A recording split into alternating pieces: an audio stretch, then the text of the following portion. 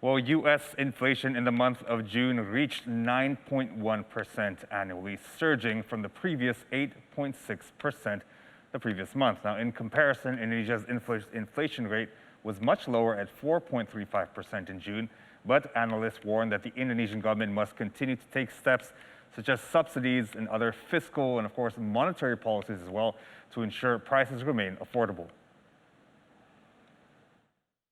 U.S. inflation went up to 9.1% in the month of June, in comparison to last month's number at 8.6%. Meanwhile, inflation in Indonesia for the month of June is still relatively low at 4.35%. Director of the Center of Economics and Law Studies, Bima Yudhistira, has stated that Indonesia's low inflation rate is due to the Indonesian government's intervention efforts in stabilizing fuel prices, electricity rates, and subsidizing LPG for the public.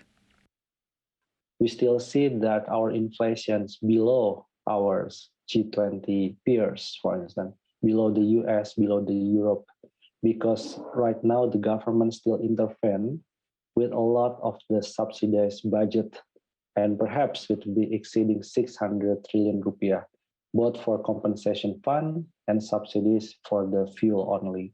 So it will be like a huge option whether the government need to intervene with the huge budget deficit or let the inflation surge. And until now, we see that the government choice is to intervene, so the inflation will be more stable. An economist from the Institute for Economics and Social Research at the University of Indonesia, Tuku Rifki, has said that inflation in Indonesia could potentially reach 8 to 9%, similar to the United States.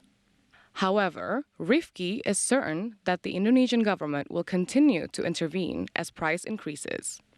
Before inflation could reach 8 to 9%, there will be efforts to maintain subsidized fuel, electricity rates, and LPG for lower-income communities.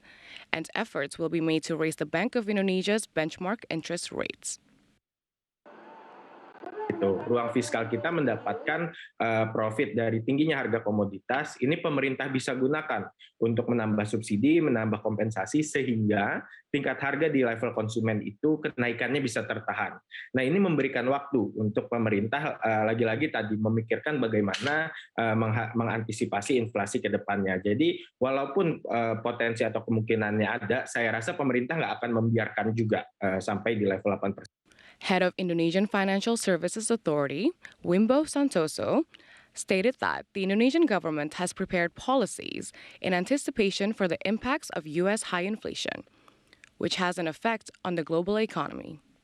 Ini semua harus kita jawab dengan kebijakan-kebijakan yang terukur dan tepat. Tepatnya bukan tepat sasaran, tapi juga tepat waktu di segala sektor, ya. Terutama kebijakan moneter, kebijakan fiskal, dan juga kebijakan di sektor jasa keuangan. Sehingga stabilitas terjaga, likuiditas cukup, nilai tukar terkendali, sehingga masyarakat confident terhadap stabilitas sistem keuangan Indonesia. With the assumption that inflation in Indonesia is at 4.5 to 5% in 2022, economists are predicting that Indonesia's economic growth will be at the range of 4.2% this year. It is expected that the government will be able to maintain stability within Indonesia's financial system.